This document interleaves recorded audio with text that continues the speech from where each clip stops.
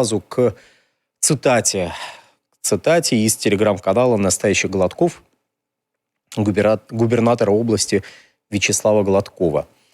Дорогие друзья, из-за нанесенного врагом огневого воздействия происходит веерное отключение электроэнергии. В данный момент на одной из подстанций произошла авария.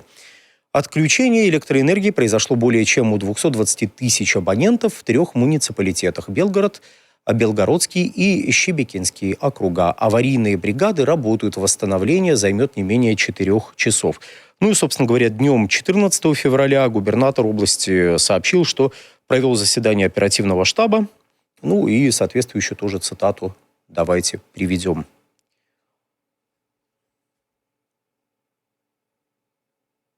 Если можно, следующую. Да, спасибо большое. После подробного анализа со стороны наших тепловиков и энергетиков последних разрушений, которые получили наши объекты энергохозяйства, мы понимаем, что те дома города Белгорода, которые подключены к централизованному теплоснабжению, до конца отопительного сезона не смогут получать горячую воду. Сохраняется подача воды, отведение канализации, подведение газа, тепла и электроэнергии посредством постоянных или резервных источников энергообеспечения. Все аварийные бригады находятся на местах, работают, но, к сожалению, повреждения после обстрелов ВСУ очень большие и очень серьезные.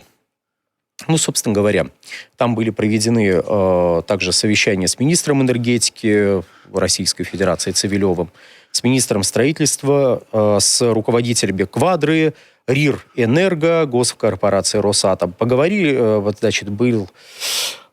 были проговорены ряд мероприятий со стороны федеральных органов и больших крупных предприятий, например, Россети-центр, которые будут, ряд еще крупных организаций принимают участие в восстановлении энергообеспечения. Ну и сейчас максимальное количество бригад работает в Белгородской области. Давайте посмотрим видеоцитату. Мы видим, что тепло вернулось во все дома. А сейчас выбор: или тепло, если его не будет, мы потеряем отопление, значит, мы потеряем и разморозим многоквартирные дома. А это огромный ущерб, как и для города, самое главное, для каждой семьи. И допустить мы этого не можем. Поэтому есть перебои самые существенные с электроэнергией, но мы закрываем резервные генерации. Многие говорят: вот иду по улице, один генератор работает, другой нет. Дорогие друзья, зачем их так много? Дорогие друзья, они ставятся на каждый объект. Объекты водоподготовки, объекты подъема воды на насосных, на канализационных системах. Они ставятся на котельных, они ставятся для подачи электроэнергии в жилые дома. И включаем только тогда, когда это необходимо, там, где есть перебои с электроэнергией. Поэтому уверен, несмотря на все сложности, мы справимся с задачами. Есть претензии, еще раз хочу сказать, они обоснованы, они понятны. Претензии, я считаю, что только ко мне, как к высшему должностному лицу. Я их принимаю, и всем правительством, мы всем составом муниципальных образований, администрациями городов, сел стараемся выполнить свою задачу, несмотря на то, что объемы растут с каждым днем. Поэтому благодарен вам за обратную связь. Мне кажется, это самое главное — честность и оперативность, чтобы мы понимали, реагировали. И, конечно же, хочется, чтобы этого реагирования было как можно больше и сроков восстановления меньше. Не все удается, но мы стараемся. Всегда с вами на связи. Всем доброго воскресного дня. Здоровья. Ну, собственно, как вы понимаете, видео было записано буквально сегодня, с учетом пожелания теплого воскресного дня. Что мы можем сказать об энергоснабжении Белгородской области? Вот к нам присоединяется Борис Марцинкевич. О всей Белгородской области рассказ занял бы намного больше времени. Что касается зоны ответственности субъектов федерации, я с огромным уважением отношусь к работе господина Гладкова, ответственность далеко не на нем. Система федерального, в общем-то, значения, поэтому все немножко иначе. Давайте по порядку. Данные за 2024 год, причины, надеюсь, понятны. Исключительно из открытых источников, если их могу найти я, может найти кто угодно. Данные 2024 года. Производство тепла 1,45 миллиона гигакалорий. Максимальная зимняя нагрузка до 500 гигакалорий в час. Доля Белгородской ТЭЦ от 70 до 80% тепла города. Все остальное котельное. Общая протяженность тепловых сетей около 420 километров. В зоне действия централизованного теплоснабжения более 90% многоквартирного фонда. Установленная мощность Белгородской ТЭЦ 300 гигакалорий в час. Источники электрической энергии. Белгородская ТЭЦ, установленная мощность 70 мегаватт. Внешние источники. Курская атомная электростанция, Нововоронежская атомная электростанция и другие теплоэлектростанции центрального энергоузла. Оценка 2024 года. Потребление 1,7 миллиарда киловатт-часов. Городская генерация 0,3 миллиарда киловатт-часов или около 15%. Количество подстанций 110 киловольт 15 штук, подстанций 30 киловольт 20 штук. Общая трансформаторная мощность 1500 мегавольт-ампер, извините. Протяженность городских электросетей более 4000 километров. Белгородская ТЭЦ, раз уж она обеспечивает теплом более чем наполовину. Биография. 7 ноября 1938 года ввод первой очереди. 39-й, вторая. 1941 год. Приход на территорию СССР и Евросоюза, или как он там назывался, не помню. Полное разрушение. Второе рождение станции из-за нашего отказа от евроценности, октябрь 45-го. 58-й переход с угля на газ, 62-й вхождение в состав Евросоюза с 65-го года, подача тепла, официальное превращение в теплоэлектроцентраль. Крупная реконструкция в 2007 году, ввод в эксплуатацию 2 турбоагрегатов General Electric LM2500 по 30 мегаватт каждый. Котлы не менялись, действующие на 24 год 4 водогрейных, ввод с 70 по 2000, 2 паровых, введены в 54 и в 55 годах, 2 котла-утилизатора, 2007 год новые. Капитальный ремонт своевременно, сроки эксплуатации водогрейных котлов превышены. Что касается водогрейных котлов, это изделие массой 400 тонн, металл толщиной 8 мм, габарит с 5-этажный дом. Вероятность разрушения предлагают оценить самостоятельно. Есть значительно более уязвимые узлы. Они есть. Мне кажется, не надо про них. Они есть, к сожалению. Белгород зимой с учетом работы городских котельных 400-450 гигакалорий в час отопительная нагрузка. От 60 до 120 гигакалорий в час система горячего водоснабжения. Критичная именно тепловая нагрузка, причина, надеюсь, понятна, это, так скажем, санитарная норма и риски заморозки сетей и домовых стояков. Отключение системы горячего водоснабжения снимает нагрузку где-то на 30%, что, собственно говоря, и вынуждены были сделать ради сохранения отопления и живучести системы теплоснабжения. Мне тут, кажется, надо пояснить нашим зрителям, какое взаимоотношение между горячей водой и теплоносителем, который, собственно говоря, подается для того, чтобы прогревать.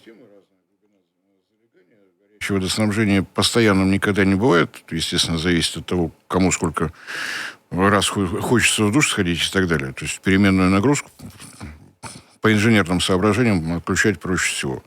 Сама система жива, система горячего водоснабжения можно восстанавливать, как только температура воздуха повысится. В этом случае снижается тепловая нагрузка, и можно подключать горячее водоснабжение. Ну, то есть мы в данном случае имеем ситуацию, при которой до конца отопительного сезона, я думаю, все понимают, что конец отопительного сезона – это у нас конец марта, будут проблемы с поставками горячей воды. Ну, собственно говоря, вот в перечисленных объектах горячей воды не будет, но при этом сохраняется тепло, что в данном случае является, наверное, более приоритетным. В наших непростых условиях теплоснабжение является зачастую даже более значимым, чем электроснабжение. Но учитывая, что электроснабжение восстановили, учитывая, что продолжается поставки газа, ну, в конце концов, воду можно нагреть. Тут дело такое. Ну, на всякий случай, система электроснабжения Белгорода такова, что 85% электроэнергии приходит извне. Внутри города производится не более 15%. Надежная схема в том плане, что это центральный энергетический узел, рядом крупных источников, я уже сказал, Нововоронежская атомная электростанция рядышком, Курская атомная электростанция рядышком. многое зависит от сохранности трансформаторных мощностей, то есть подстанций. Если с этим все в порядке, то город выдержит. С учетом того, что мы слышим от губернатора, дизельные передвижные электростанции в самых нужных местах, в критически важных местах работают. Надеюсь, что с системой доставки топлива удастся справиться, тем более, что и помощь соответствующая, надеюсь, все уже слышали, поступает. Вот такая обстановка. Очень многое зависит от того, сколько продержится морозная погода. Тут пишут, что еще передают, что губернатор Гладков передает спасибо Владимиру Рудольфовичу Соловьеву, который передал 100 мини-АЗС, которые будут использованы для дозаправки РИ из СЭ. Прошу прощения за то, что так... Дизельные электростанции, Да. так или иначе, давайте их коротенько. Они, конечно, нужны, потому что подвоз на большой город и схема, так скажем, логистическая тоже имеет большое значение. Я предлагаю подключить гостя. Вот, тем более гость буквально в эпицентре событий. Это Алексей Владимирович Клыков, депутат Белгородского городского совета по Единому избирательному округу. Здравствуйте. Здравствуйте, Алексей Владимирович. Спасибо, что подключились. Слышно ли нас? Ох, а мы вас не слышим. Ух, Добрый день. Да. Связь прекрасна, я вас слышу. О, замечательно. Можете рассказать, как последние 2 дня прошли, как население реагировало, какие меры предпринимались? Да, вот коллега ваш так, знаете, очень детально разложил всю эту ситуацию именно в цифрах. И тут с точки зрения только лишь ощущений, наверное, добавить стоит. Потому что в пятницу вот был такой серьезный обстрел со стороны ВСУ. То есть били хаммерсами, били прицельно, били по точкам, которые отвечают за энергетику и свет. То есть Белгородская ТЭЦ пострадала там, и возле вокзала, где она находится, тоже были повреждения, к сожалению. И погибли люди. Это тоже печальная такая новость. Вот. Но в целом, главное, что есть тепло на сегодняшний день. Губернатор нас всех через свои сети держит в курсе. То есть в этом отношении нет информационного вакуума, когда там, допустим, нет электричества или нет тепла или воды, и человек не знает, что происходит. Мы буквально каждый там час, полчаса получаем всю достоверную информацию о состоянии энергетики, объектов, водоподведения и также канализации, потому что вот на сегодняшний день я живу в доме, да, где центральное отопление и центральное горячее водоснабжение. Вот горячей воды нет вот 3-й день. И губернатор сказал, что ее не будет до конца отопительного сезона, к сожалению. Вот, у нас бойлера нет, наверное, будем каким-то образом выкручиваться. Вот, я думаю, так. Все будут сейчас поступать, будет ажиотажный спрос на бойлеры и их установку, потому что без горячей воды с ребенком достаточно сложно все равно. И в хозяйстве и так далее. То есть это вещь необходимая. Если 2 недели как-то можно пережить в течение лета, да, то вот зимой без горячего водоснабжения достаточно сложно приходится. Вот. Слава богу, помогают все, и федеральный центр, и благотворители, в том числе вот фонд СВР, вы правильно сказали, порядка 100 АЗС передали на генераторы, которые находятся на критических важных объектах, потому что свет может выключиться в любой момент. Он время от времени не выключается, то есть верные отключения какие-то происходят, то есть переключают, наверное, как-то, чтобы сохранить жизнеспособность энергетической системы, да, то есть как бы контура всего этого. То есть время от времени что-то включают, выключают. Отопление и свет, слава богу, сейчас есть. Канализация тоже функционирует. То есть вся критически важная инфраструктура работает. Больницы функционируют. То есть вот как с этой частью обстоят дела? Как школы, больницы? То есть детсады. будут ли работать школы и детсады? Да, то есть в целом образовательные учреждения, то вузы, в общем, будет ли все это работать? Да. Да, хороший вопрос. И если вот прям начинать по возрасту, вот детские сады. Вот у меня дочь ходит в детский сад. Все приходим по графику рабочему, никаких проблем нет. Если что, возле садика стоит у нас там генератор. Я вижу, при необходимости его всегда могут включить, то есть и обеспечить как минимум электроснабжение. Школы также работают в очном формате, никаких дистанционных, то есть все мягко скажем, в привычных белгородцам формате, да, то есть, да, есть обстрелы, есть ракетные опасности БПЛА, ну, к сожалению, сейчас такая данность, приходится к этому подстраиваться, сложно, ну, я думаю, преодолеем. Также институты тоже, я вижу, все у нас, в принципе, работают, где-то местами, когда тяжело было и было непонимание, где и как сможет работать система отопления, да, где-то переводили на дистант. Но это была временная история. Сейчас я смотрю, что все в очном режиме. Ну, за здравоохранение даже говорить, наверное, не приходится, потому что еще даже в начале, наверное, всех этих событий сложных было обеспечено резервной генерацией все здравоохранение. У нас вот недалеко здесь, где я живу, есть областная детская больница. Вот когда свет выключается, везде, то есть наступает полный мрак и блэкаут, и такой вот свет в конце тоннеля, да, в виде работающей детской областной больницы дает понимание, что, слава богу, там процесс, так сказать, оказания медицинской помощи ведется. То есть все социальные объекты работают в обычном режиме. То есть где-то, может быть, что-то бывает, отключение, переключение, но, опять же, это все моментом. И генерация на тех объектах здравоохранения, на которых она должна быть и так, я думаю, она там обеспечена с лихвой. Опять же, по топливу также проблем никаких. Хотя, когда был вот такой достаточно продолжительный блэкаут, наверное, недели полторы или две назад, несколько суток многие даже оставались без света, были местами очереди на АЗС. Ну, слава богу, на следующий день там свет дали, и все АЗС заработали. И АЗС тоже, кстати, подключена к генерации. Вот едешь ночь, дорога темная, ну вот АЗС работает, очередь, люди стоят, то есть набирают топливо для своих генераторов, потому что в частном секторе, в своем доме, если у тебя есть свет, газ, в принципе, подается бесперебойно постоянно. Если у тебя есть свет, у тебя есть котел, то есть, который генерирует и тепло, и горячую воду, и, пожалуйста, свет. То есть только лишь подача газа. С квартирами, конечно, сложнее. Ну, слава богу, слава нашим энергетикам и тем, кто занимается теплом, они свою работу выполняют на 5 с плюсом, и низкий им поклон за это. Быстро восстанавливают снабжение, как правило?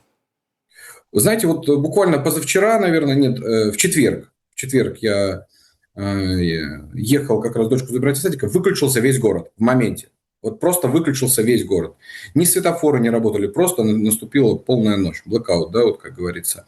И пока я доехал, 20 минут, и все включили обратно. Да, там где-то в Белорайоне, да, вот у нас там в агломерациях там были какие-то работы, где-то там несколько часов было, но опять же, учитывая масштабы повреждений, они достаточно серьезные, это надо понимать, и восстановить вот систему, правильно вы тоже обозначили, когда речь зашла о генерации электроэнергии, у нас в области ее, по сути-то, и нет как таковой. То есть все приходит на Воронеж и Курск с Курчатова. Вот с 2 АЭС у нас заходит все по энергетике. Поэтому так оперативно в этих условиях восстанавливать, я считаю, что это подвиг. Опять же, огромная благодарность федеральному центру, потому что в любом случае как бы все вот эти вот повреждения так оперативно и устранить, и еще ко всему прочему, то есть социальную инфраструктуру поддерживать, потому что, сами понимаете, если, не дай бог, отключится все надолго,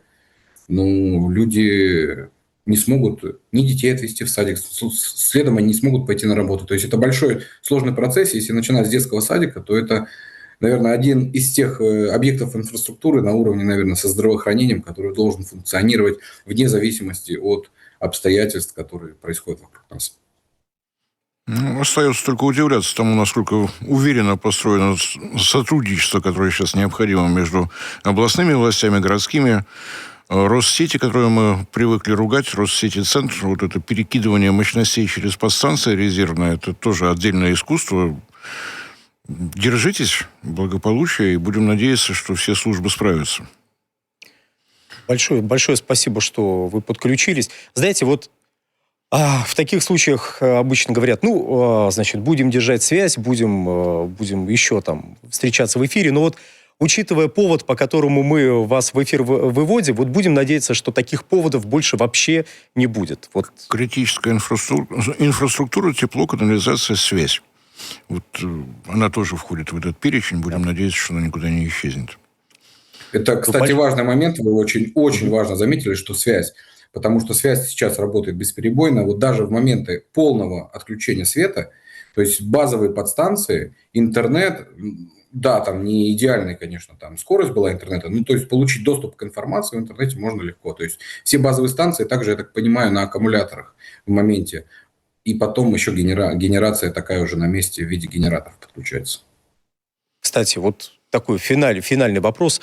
Население в целом следит за сообщениями там в телеграм-канале губернатора и как, в общем, реагирует на происходящее? То есть люди адаптировались, люди ропщут, люди вот что-то, может, требуют, какие-то запросы отправляют. Как население? Ну, смотрите, за 4 года мы, наверное, привыкли уже ко всему. Нас уже удивить достаточно сложно. Вот эта история с блэкаутами, да, и выключением отопления, горячей воды, это такая новелла. Такого не было еще, да, то есть что-то новенькое решили нам соседи такие, которые беспокойные, устроить. Но в целом, то есть телега губернатора, то есть ВКонтакте, Одноклассники, то есть это те источники информации, где можно получать достоверную, достаточно оперативную информацию. Потому что, допустим, много фейков со стороны сопредельного государства. Город уезжает, всех эвакуируем, все плохо, все отключаем. То есть это, когда подменяют лица, да, вот deepfake называется, по-моему, система, да, то есть столько таких видео, и, вы знаете, очень редко даже выкладывают их в опровержение, чтобы лишний раз не придавать значения эти вещи. Потому что, ну, они на самом деле не так часто заходят куда-то высоко, да, когда люди действительно верят в эту ахинею, по-другому там не сказать, чего только не поделают, чего только не придумают люди. Но они, справедливости ради, надо отдать им должное. Они информационную войну ведут очень уверенно, сильно, то есть и наш здесь приграничный регион, они постоянно атакуют. Но за 4 года я вам могу сказать не только за себя и за своих близких. Вот я не знаю ни одного человека вот лично, где-то через кого-то на словах кто-то уехал, да, и там переехал, благополучно живет в другом регионе, да. Но вот лично из моих близких, знакомых, вот я не знаю ни одного, кто бы уехал из Белгорода. Да, было моментами, когда там на выборы президента градами там закидывали нас, было больно, было тяжело, было страшно многим, да. Но люди вернулись, потому что есть такое понятие, наверное, как малая родина, и в целом мы белгородцы такие, как бы тут, как вам сказать, такой своеобразный народец, тут, такие мы вот какие-то чуть-чуть другие. Я думаю, каждый регион по-своему уникален. Вот и наша уникальность в том, что мы как бы с нашей земли, естественно, никогда не уйдем. Все, большое спасибо вам, Алексей Владимирович, за эти слова. Спасибо.